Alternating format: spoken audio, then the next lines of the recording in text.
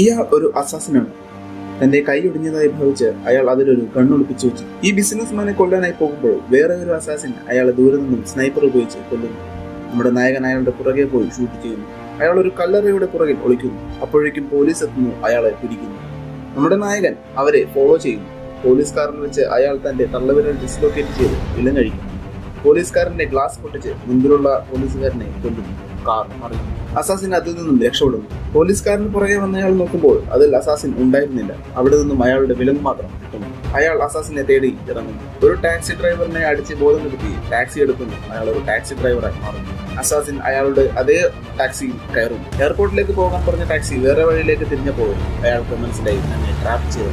അവർ ഒരേപോലെ ഗണ്ണെടുത്ത് ഷൂട്ട് ചെയ്യാൻ പോകുന്നു. പക്ഷേ ബുള്ളറ്റ് പ്രൂഫ് ഗ്ലാസ് അവരുടെ ഇടയ്ക്ക് ഉണ്ടായിരുന്നു. അസാസിൻ തന്റെ ഗണ്ണെടുത്ത് റോഡ് സൈഡ് കളിച്ചുകൊണ്ടിരുന്ന കുറച്ച് പയ്യന്മാരുടെ കുരുക്കോ വെടിവെച്ചു.